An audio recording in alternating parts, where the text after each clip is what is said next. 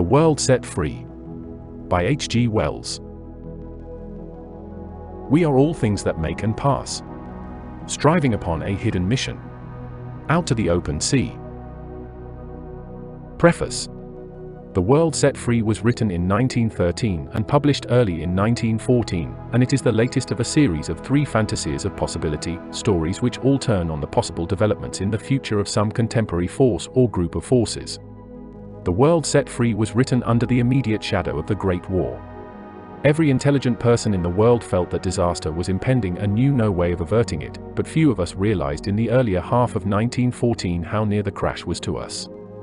The reader will be amused to find that here it is put off until the year 1956. He may naturally want to know the reason for what will seem now a quite extraordinary delay.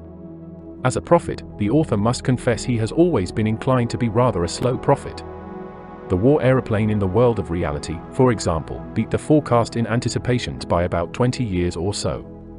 I suppose a desire not to shock the skeptical reader's sense of use and won't, and perhaps a less creditable disposition to hedge, have something to do with this dating forward of one's main events, but in the particular case of the World Set Free there was, I think, another motive in holding the Great War back, and that was to allow the chemist to get well forward with his discovery of the release of atomic energy. 1956, or for that matter 2056, may be none too late for that crowning revolution in human potentialities. And apart from this procrastination of over 40 years, the guess at the opening phase of the war was fairly lucky. The forecast of an alliance of the Central Empires, the opening campaign through the Netherlands, and the dispatch of the British Expeditionary Force were all justified before the book had been published 6 months. And the opening section of chapter the 2nd remains now, after the reality has happened, a fairly adequate diagnosis of the essentials of the matter. One happy hit, in chapter the 2nd, section 2, on which the writer may congratulate himself, is the forecast that under modern conditions it would be quite impossible for any great general to emerge to supremacy and concentrate the enthusiasm of the armies of either side. There could be no Alexanders or Napoleons. And we soon heard the scientific corps muttering, "These old fools," exactly as it is here foretold. These, however, are small details, and the misses in the story far outnumber the hits.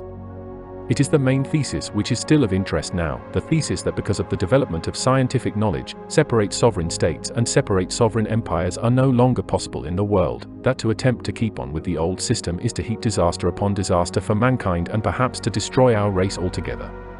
The remaining interest of this book now is the sustained validity of this thesis and the discussion of the possible ending of war on the earth. I have supposed a sort of epidemic of sanity to break out among the rulers of states and the leaders of mankind. I have represented the native common sense of the French mind and of the English mind, for manifestly King Egbert is meant to be God's Englishman, leading mankind towards a bold and resolute effort of salvage and reconstruction. Instead of which, as the school book footnotes say, compare today's newspaper. Instead of a frank and honorable gathering of leading men, Englishmen meeting German and Frenchmen Russian, brothers in their offenses and in their disaster, upon the hills of Brissago, beheld in Geneva at the other end of Switzerland a poor little league of allied nations, excluding the United States, Russia, and most of the subject peoples of the world, meeting obscurely amidst a worldwide disregard to make impotent gestures at the leading problems of the debacle. Either the disaster has not been vast enough yet, or it has not been swift enough to inflict the necessary moral shock and achieve the necessary moral revulsion. Just as the world of 1913 was used to an increasing prosperity and thought that increase would go on forever, so now it would seem the world is growing accustomed to a steady glide towards social disintegration, and thinks that that too can go on continually and never come to a final bump. So soon do use and won't establish themselves, and the most flaming and thunderous of lessons pale into disregard. The question whether a LeBlanc is still possible, the question whether it is still possible to bring about an outbreak of creative sanity in mankind, to avert this steady glide to destruction, is now one of the most urgent in the world. It is clear that the writer is temperamentally disposed to hope that there is such a possibility. But he has to confess that he sees few signs of any such breadth of understanding and steadfastness of will as an effectual effort to turn the rush of human affairs demands.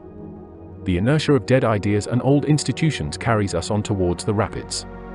Only in one direction is there any plain recognition of the idea of a human commonweal as something overriding any national and patriotic consideration, and that is in the working class movement throughout the world. And labor internationalism is closely bound up with conceptions of a profound social revolution. If world peace is to be attained through labor internationalism, it will have to be attained at the price of the completest social and economic reconstruction and by passing through a phase of revolution that will certainly be violent, that may be very bloody, which may be prolonged through a long period, and may in the end fail to achieve anything but social destruction. Nevertheless, the fact remains that it is in the labor class, and the labor class alone, that any conception of a world rule and a world peace has so far appeared. The dream of the world set free, a dream of highly educated and highly favored leading and ruling men, voluntarily setting themselves to the task of reshaping the world, has thus far remained a dream. H. G. Wells. Eastern Glebe, Dunmow, 1921. Prelude. The Sun Snarers. Section 1. The history of mankind is the history of the attainment of external power. Man is the tool-using, fire-making animal. From the outset of his terrestrial career we find him supplementing the natural strength and bodily weapons of a beast by the heat of burning and the rough implement of stone. So he passed beyond the ape. From that he expands. Presently he added to himself the power of the horse and the ox, he borrowed the carrying strength of water and the driving force of the wind, he quickened his fire by blowing, and his simple tools, pointed first with copper and then with iron, increased and varied and became more elaborate and efficient. He sheltered his heat in houses and made his way easier by paths and roads. He complicated his social relationships and increased his efficiency by the division of labor. He began to store up knowledge. Contrivance followed contrivance, each making it possible for a man to do more. Always down the lengthening record, save for a setback ever and again, he is doing more.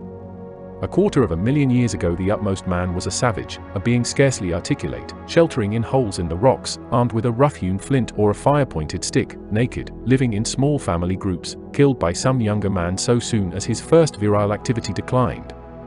Over most of the great wildernesses of earth you would have sought him in vain, only in a few temperate and subtropical river valleys would you have found the squatting lairs of his little herds, a male, a few females, a child or so. He knew no future then, no kind of life except the life he led. He fled the cave bare over the rocks full of iron ore and the promise of sword and spear, he froze to death upon a ledge of coal, he drank water muddy with the clay that would one day make cups of porcelain, he chewed the ear of wild wheat he had plucked and gazed with a dim speculation in his eyes at the birds that soared beyond his reach. Or suddenly he became aware of the scent of another male and rose up roaring, his roars the formless precursors of moral admonitions. For he was a great individualist, that original, he suffered none other than himself. So through the long generations, this heavy precursor, this ancestor of all of us, fought and bred and perished, changing almost imperceptibly. Yet he changed. The keen chisel of necessity which sharpened the tiger's claw age by age and fined down the clumsy Orchippus to the swift grace of the horse, was at work upon him, is at work upon him still. The clumsier and more stupidly fierce among him were killed soonest and oftenest, the finer hand, the quicker eye, the bigger brain, the better balanced body prevailed, age by age, the implements were a little better made, the man a little more delicately adjusted to his possibilities. He became more social, his herd grew larger, no longer did each man kill or drive out his growing sons, a system of taboos made them tolerable to him, and they revered him alive and soon even after he was dead, and were his allies against the beasts and the rest of mankind. But they were forbidden to touch the women of the tribe, they had to go out and capture women for themselves, and each son fled from his stepmother and hid from her lest the anger of the old man should be roused. All the world over, even to this day, these ancient inevitable taboos can be traced. And now instead of caves came huts and hovels, and the fire was better tended and there were wrappings and garments, and so aided, the creature spread into colder climates, carrying food with him, storing food, until sometimes the neglected grass seed sprouted again and gave a first hint of agriculture. And already there were the beginnings of leisure and thought. Man began to think. There were times when he was fed, when his lusts and his fears were all appeased, when the sun shone upon the squatting place and dim stirrings of speculation lit his eyes. He scratched upon a bone and found resemblance and pursued it and began pictorial art, molded the soft, warm clay of the river brink between his fingers, and found a pleasure in its patternings and repetitions, shaped it into the form of vessels, and found that it would hold water. He watched the streaming river, and wondered from what bountiful breast this incessant water came, he blinked at the sun and dreamt that perhaps he might snare it and spear it as it went down to its resting place amidst the distant hills. Then he was roused to convey to his brother that once indeed he had done so, at least that someone had done so, he mixed that perhaps with another dream almost as daring, that one day a mammoth had been beset, and therewith began fiction, pointing a way to achievement, and the august prophetic procession of tales. Fourscore and hundreds of centuries, 4 myriads of generations that life of our fathers went on. From the beginning to the ripening of that phase of human life, from the first clumsy eolith of rudely chipped flint to the first implements of polished stone, was 2,000 or 3,000 centuries, 10,000 or 15,000 generations. So slowly, by human standards, did humanity gather itself together out of the dim intimations of the beast. And that first glimmering of speculation, that first story of achievement, that storyteller bright-eyed and flushed under his matted hair, gesticulating to his gaping, incredulous listener, gripping his wrist to keep him attentive, was the most marvelous beginning this world has ever seen. It doomed the mammoths, and it began the setting of that snare that shall catch the sun. Section 2. That dream was but a moment in a man's life, whose proper business it seemed was to get food and kill his fellows and beget after the manner of all that belongs to the fellowship of the beasts. About him, hidden from him by the thinnest of veils, were the untouched sources of power, whose magnitude we scarcely do more than suspect even today, power that could make his every conceivable dream come real. But the feet of the race were in the way of it, though he died blindly unknowing. At last, in the generous levels of warm river valleys, where food is abundant and life very easy, the emerging human overcoming his earlier jealousies, becoming, as necessity persecuted him less urgently, more social and tolerant and amenable, achieved a larger community. There began a division of labor. Certain of the older men specialized in knowledge and direction. A strong man took the fatherly leadership in war, and priest and king began to develop their roles in the opening drama of man's history. The priest's solicitude was seed time and harvest and fertility, and the king ruled peace and war. In 100 river valleys about the warm, temperate zone of the earth there were already towns and temples, a score of thousand years ago. They flourished unrecorded, ignoring the past and unsuspicious of the future, for as yet writing had still to begin. Very slowly did man increase his demand upon the illimitable wealth of power that offered itself on every hand to him. He tamed certain animals, he developed his primordially haphazard agriculture into a ritual, he added first one metal to his resources and then another, until he had copper and tin and iron and lead and gold and silver to supplement his stone. He hewed and carved wood, made pottery, paddled down his river until he came to the sea, discovered the wheel and made the first roads. But his chief activity for 100 centuries and more was the subjugation of himself and others to larger and larger societies. The history of man is not simply the conquest of external power, it is first the conquest of those distrusts and fitnesses, that self-concentration and intensity of animalism, that tie his hands from taking his inheritance. The ape in us still resents association. From the dawn of the age of polished stone to the achievement of the peace of the world, man's dealings were chiefly with himself and his fellow man, trading, bargaining, lawmaking, propitiating, enslaving, conquering, exterminating, and every little increment in power, he turned at once and always turns to the purposes of this confused elaborate struggle to socialize. To incorporate and comprehend his fellow men into a community of purpose became the last and greatest of his instincts. Already before the last polished phase of the Stone Age was over he had become a political animal. He made astonishingly far-reaching discoveries within himself, first of counting and then of writing and making records, and with that his town communities began to stretch out to dominion, in the valleys of the Nile, the Euphrates, and the great Chinese rivers. The first empires and the first written laws had their beginnings. Men specialized for fighting and rule as soldiers and knights. Later, as ships grew seaworthy, the Mediterranean which had been a barrier became a highway, and at last out of a tangle of pirate polities came the great struggle of Carthage and Rome. The history of Europe is the history of the victory and breaking up of the Roman Empire.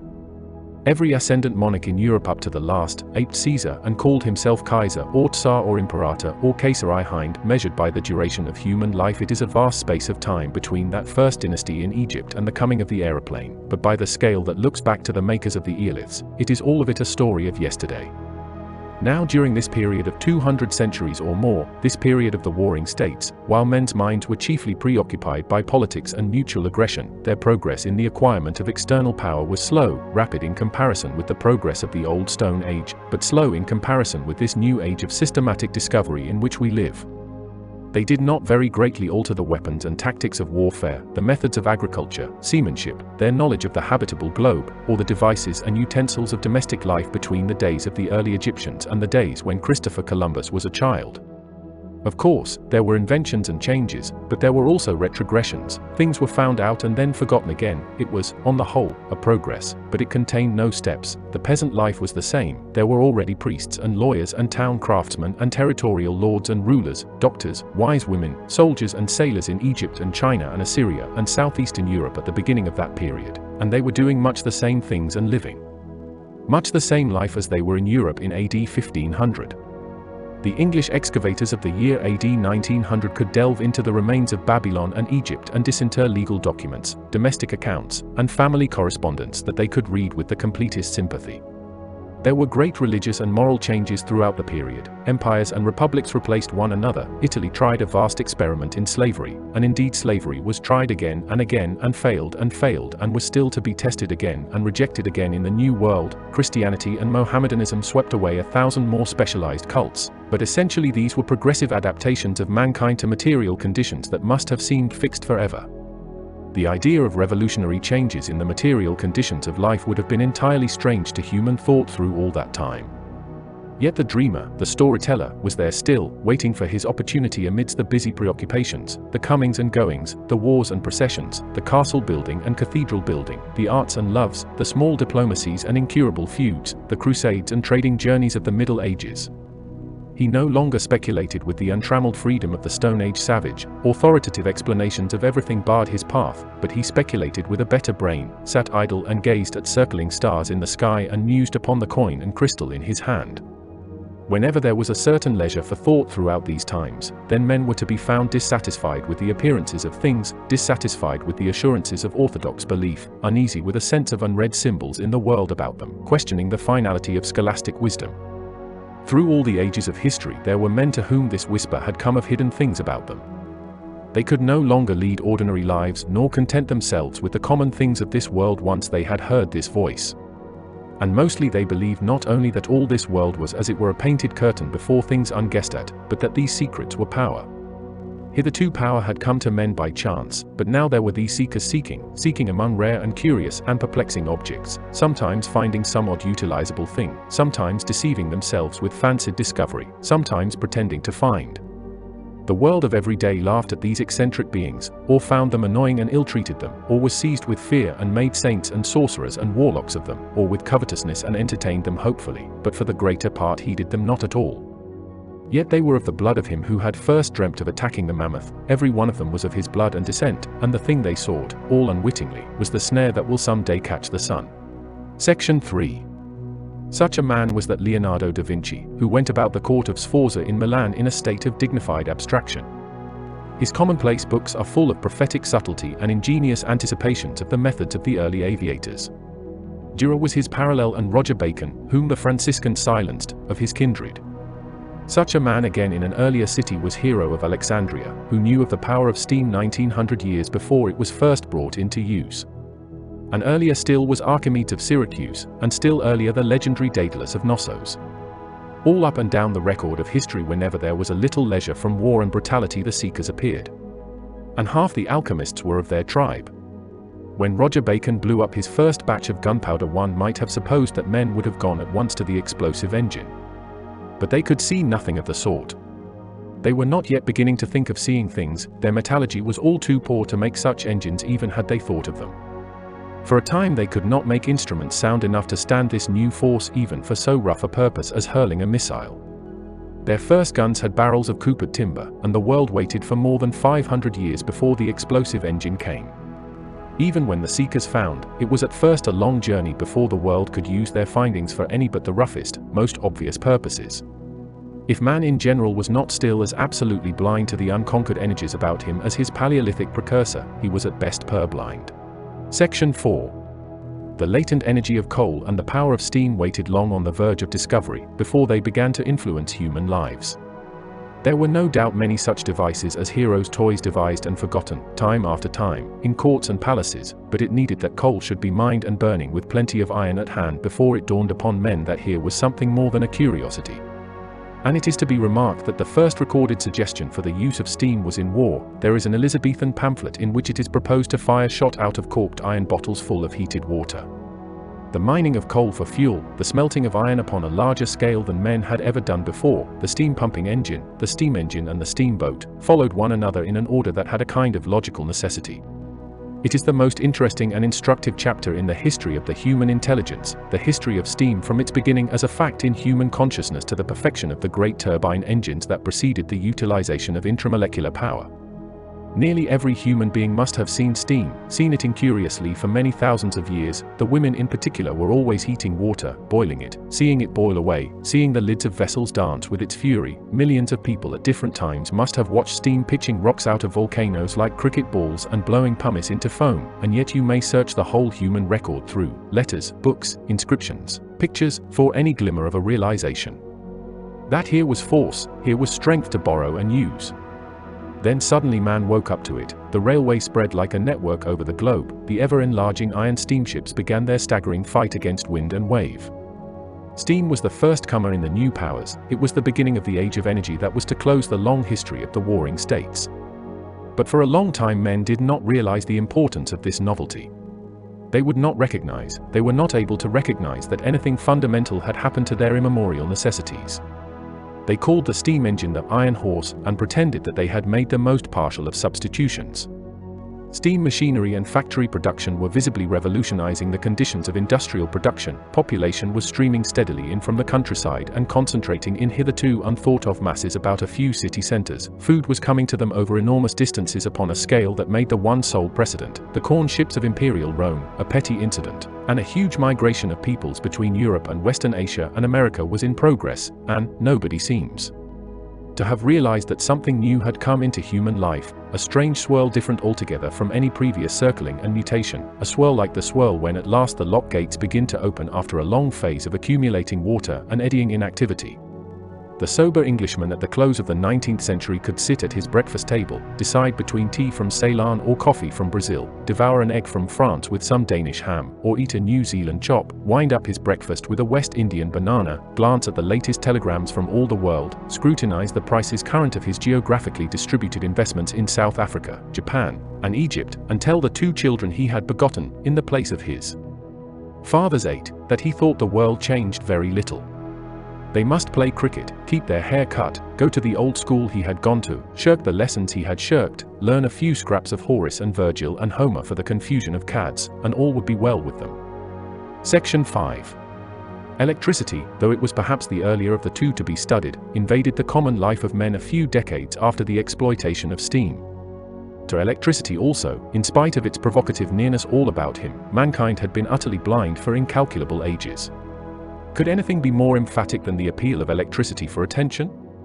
It thundered at man's ears, it signaled to him in blinding flashes, occasionally it killed him, and he could not see it as a thing that concerned him enough to merit study. It came into the house with the cat on any dry day and crackled insinuatingly whenever he stroked her fur. It rotted his metals when he put them together. There is no single record that anyone questioned why the cat's fur crackles or why hair is so unruly to brush on a frosty day, before the 16th century. For endless years man seems to have done his very successful best not to think about it at all, until this new spirit of the seeker turned itself to these things. How often things must have been seen and dismissed as unimportant, before the speculative eye and the moment of vision came. It was Gilbert, Queen Elizabeth's court physician, who first puzzled his brains with rubbed amber and bits of glass and silk and shellac, and so began the quickening of the human mind to the existence of this universal presence. And even then the science of electricity remained a mere little group of curious facts for nearly 200 years, connected perhaps with magnetism, a mere guess that, perhaps with the lightning. Frogs' legs must have hung by copper hooks from iron railings and twitched upon countless occasions before Galvani saw them. Except for the lightning conductor, it was 250 years after Gilbert before electricity stepped out of the cabinet of scientific curiosities into the life of the common man. Then suddenly, in the half-century between 1880 and 1930, it ousted the steam engine and took over traction, it ousted every other form of household heating, abolished distance with the perfected wireless telephone and the telephotograph. Section 6. And there was an extraordinary mental resistance to discovery and invention for at least 100 years after the scientific revolution had begun. Each new thing made its way into practice against a skepticism that amounted at times to hostility. One writer upon these subjects gives a funny little domestic conversation that happened, he says, in the year 1898, within 10 years, that is to say, of the time when the first aviators were fairly on the wing. He tells us how he sat at his desk in his study and conversed with his little boy. His little boy was in profound trouble. He felt he had to speak very seriously to his father, and as he was a kindly little boy he did not want to do it too harshly. This is what happened. "I wish, Daddy," he said, coming to his point, "that you wouldn't write all this stuff about flying. The chaps rot me." "Yes," said his father. "An old broomy, the head I mean, he rots me. Everybody rots me. But there is going to be flying, quite soon." The little boy was too well bred to say what he thought of that. "Anyhow," he said, "I wish you wouldn't write about it. You'll fly, lots of times, before you die," the father assured him. The little boy looked unhappy. The father hesitated. Then he opened a drawer and took out a blurred and underdeveloped photograph. "Come and look at this," he said. The little boy came round to him. The photograph showed a stream and a meadow beyond, and some trees, and in the air a black, pencil-like object with flat wings on either side of it. It was the first record of the first apparatus heavier than air that ever maintained itself in the air by mechanical force. Across the margin was written, "Here we go up, up, up, from S.P. Langley, Smithsonian Institution, Washington." The father watched the effect of this reassuring document upon his son. "Well," he said. "That," said the schoolboy, after reflection, "is only a model. Model today, man tomorrow." The boy seemed divided in his allegiance. Then he decided for what he believed quite firmly to be omniscience. "But old Broomy," he said, "he told all the boys in his class only yesterday, no man will ever fly. No one," he says, "who has ever shot grouse or pheasants on the wing would ever believe anything of the sort." Yet that boy lived to fly across the Atlantic and edit his father's reminiscences. Section 7. At the close of the 19th century, as a multitude of passages in the literature of that time witness, it was thought that the fact that man had at last had successful and profitable dealings with the steam that scalded him and the electricity that flashed and banged about the sky at him, was an amazing and perhaps a culminating exercise of his intelligence and his intellectual courage. The air of nunc dimittis sounds in same of these writings. "The great things are discovered," wrote Gerald Brown in his summary of the 19th century. "For us there remains little but the working out of detail. The spirit of the seeker was still rare in the world, education was unskilled, unstimulating, scholarly, and but little valued, and few people even then could have realized that science was still but the flimsiest of trial sketches and discovery scarcely beginning. No one seems to have been afraid of science and its possibilities. Yet now where there had been but a score or so of seekers, there were many thousands, and for one needle of speculation that had been probing the curtain of appearances in 1800, there were now hundreds. And already chemistry, which had been content with her atoms and molecules for the better part of a century, was preparing herself for that vast next stride that was to revolutionize the whole life of man from top to bottom. One realizes how crude was the science of that time when one considers the case of the composition of air. This was determined by that strange genius and recluse, that man of mystery, that disemboweled intelligence, Henry Cavendish, towards the end of the 18th century. So far as he was concerned, the work was admirably done. He separated all the known ingredients of the air with a precision altogether remarkable. He even put it upon record that he had some doubt about the purity of the nitrogen. For more than 100 years his determination was repeated by chemists all the world over. His apparatus was treasured in London. He became, as they used to say, classic, and always, at every one of the innumerable repetitions of his experiment, that sly element argon was hiding among the nitrogen, and with a little helium and traces of other substances, and indeed all the hints that might have led to the new departures of the 20th century chemistry, and every time it slipped unobserved through the professorial fingers that repeated his procedure. Is it any wonder then, with this margin of inaccuracy, that up to the very dawn of the 20th century scientific discovery was still rather a procession of happy accidents than an orderly conquest of nature? Yet the spirit of seeking was spreading steadily through the world. Even the schoolmaster could not check it. For the mere handful who grew up to feel wonder and curiosity about the secrets of nature in the 19th century, there were now, at the beginning of the 20th, myriads escaping from the limitations of intellectual routine and the habitual life, in Europe, in America, North and South, in Japan, in China, and all about the world. It was in 1910 that the parents of young Holson, who was to be called by a whole generation of scientific men the greatest of European chemists, were staying in a villa near Santo Domenico, between Fiesole and Florence. He was then only 15, but he was already distinguished as a mathematician and possessed by a savage appetite to understand. He had been particularly attracted by the mystery of phosphorescence and its apparent unrelatedness to every other source of light. He was to tell afterwards in his reminiscences how he watched the fireflies drifting and glowing among the dark trees in the garden of the villa under the warm blue night sky of Italy, how he caught and kept them in cages, dissected them, first studying the general anatomy of insects very elaborately, and how he began to experiment with the effect of various gases and varying temperature upon their light. Then the chance present of a little scientific toy invented by Sir William Crookes, a toy called the Spinthorous Scope, on which radium particles impinge upon sulfide of zinc and make it luminous, induced him to associate the two sets of phenomena. It was a happy association for his inquiries. It was a rare and fortunate thing, too, that anyone with the mathematical gift should have been taken by these curiosities. Section 8. And while the boy Holson was mooning over his fireflies at Fiesole, a certain professor of physics named Rufus was giving a course of afternoon lectures upon radium and radioactivity in Edinburgh. They were lectures that had attracted a very considerable amount of attention. He gave them in a small lecture theatre that had become more and more congested as his course proceeded. At his concluding discussion it was crowded right up to the ceiling at the back, and there people were standing without any sense of fatigue, so fascinating did they find his suggestions.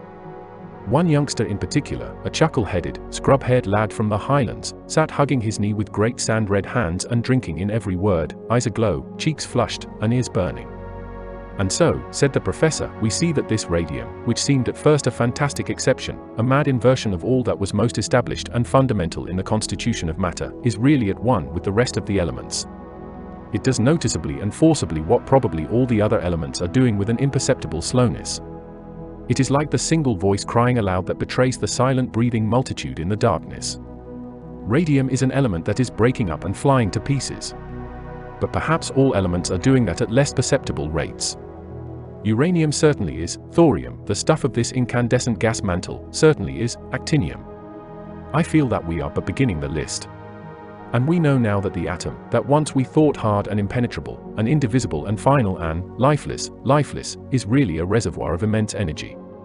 That is the most wonderful thing about all this work. A little while ago we thought of the atoms as we thought of bricks, as solid building material, as substantial matter, as unit masses of lifeless stuff, and behold. These bricks are boxes, treasure boxes, boxes full of the intensest force. This little bottle contains about a pint of uranium oxide, that is to say, about 14 ounces of the element uranium. It is worth about £1. And in this bottle, ladies and gentlemen, in the atoms in this bottle there slumbers at least as much energy as we could get by burning 160 tons of coal. If at a word, in one instant I could suddenly release that energy here and now it would blow us and everything about us to fragments. If I could turn it into the machinery that lights this city, it could keep Edinburgh brightly lit for a week. But at present no man knows, no man has an inkling of how this little lump of stuff can be made to hasten the release of its store. It does release it, as a burn trickles. Slowly the uranium changes into radium, the radium changes into a gas called the radium emanation, and that again to what we call radium A, and so the process goes on, giving out energy at every stage, until at last we reach the last stage of all, which is, so far as we can tell at present, lead. But we cannot hasten it. I take ye, man, whispered the chuckle-headed lad, with his red hands tightening like a vice upon his knee. I take ye, man. Go on. Oh, go on. The professor went on after a little pause. Why is the change gradual, he asked. Why does only a minute fraction of the radium disintegrate in any particular second? Why does it dole itself out so slowly and so exactly? Why does not all the uranium change to radium and all the radium change to the next lowest thing at once? Why this decay by driblets, why not a decay en masse? Suppose presently we find it is possible to quicken that decay? The chuckle-headed lad nodded rapidly. The wonderful, inevitable idea was coming. He drew his knee up towards his chin and swayed in his seat with excitement. Why not? He echoed. Why not? The professor lifted his forefinger. Given that knowledge, he said, mark what we should be able to do. We should not only be able to use this uranium and thorium, not only should we have a source of power so potent that a man might carry in his hand the energy to light a city for a year, fight a fleet of battleships, or drive one of our giant liners across the Atlantic, but we should also have a clue that would enable us at last to quicken the process of disintegration in all the other elements, where decay is still so slow as to escape our finest measurements. Every scrap of solid matter in the world would become an available reservoir of concentrated force. Do you realize, ladies and gentlemen, what these things would mean for us? The scrub head nodded. Oh. Go on. Go on. It would mean a change in human conditions that I can only compare to the discovery of fire, that first discovery that lifted man above the brute. We stand today towards radioactivity as our ancestor stood towards fire before he had learnt to make it. He knew it then only as a strange thing utterly beyond his control, a flare on the crest of the volcano, a red destruction that poured through the forest. So it is that we know radioactivity today. This is the dawn of a new day in human living. At the climax of that civilization which had its beginning in the hammered flint and the fire stick of the savage, just when it is becoming apparent that our ever-increasing needs cannot be borne indefinitely by our present sources of energy, we discover suddenly the possibility of an entirely new civilization. The energy we need for our very existence, and with which nature supplies us still so grudgingly, is in reality locked up in inconceivable quantities all about us. We cannot pick that lock at present, but... He paused. His voice sank so that everybody strained a little to hear him. We will. He put up that lean finger again, his solitary gesture. And then, he said. Then that perpetual struggle for existence, that perpetual struggle to live on the bare surplus of nature's energies will cease to be the lot of man. Man will step from the pinnacle of this civilization to the beginning of the next. I have no eloquence, ladies and gentlemen, to express the vision of man's material destiny that opens out before me. I see the desert continents transformed, the poles no longer wildernesses of ice, the whole world once more Eden. I see the power of man reach out among the stars. He stopped abruptly with a catching of the breath that many an actor or orator might have envied. The lecture was over, the audience hung silent for a few seconds, sighed, became audible, stirred, fluttered, prepared for dispersal. More light was turned on and what had been a dim mass of figures became a bright confusion of movement. Some of the people signaled to friends, some crowded down towards the platform to examine the lecturer's apparatus and make notes of his diagrams. But the chuckle-headed lad with the scrub hair wanted no such detailed frittering away of the thoughts that had inspired him. He wanted to be alone with them. He elbowed his way out almost fiercely. He made himself as angular and bony as a cow, fearing lest someone should speak to him, lest someone should invade his glowing sphere of enthusiasm. He went through the streets with a rapt face, like a saint who sees visions. He had arms disproportionately long, and ridiculous big feet. He must get alone, get somewhere high out of all this crowding of commoners, of everyday life. He made his way to the top of Arthur's seat, and there he sat for a long time in the golden evening sunshine, still, except that ever and again he whispered to himself some precious phrase that had stuck in his mind. If, he whispered, if only we could pick that lock. The sun was sinking over the distant hills. Already it was shorn of its beams, a globe of ruddy gold, hanging over the great banks of cloud that would presently engulf it. "Eh," said the youngster. "Eh." He seemed to wake up at last out of his entrancement, and the red sun was there before his eyes. He stared at it, at first without intelligence, and then with a gathering recognition. Into his mind came a strange echo of that ancestral fancy, that fancy of a Stone Age savage, dead and scattered bones among the drift 200,000 years ago. "Ye old thing," he said, and his eyes were shining, and he made a kind of grabbing gesture with his hand, "ye old red thing. We'll have ye yet." Thank you for watching. Please press the like and subscribe buttons if you are appreciating this story. Stay tuned for chapter the first of The World Set Free by H.G. Wells.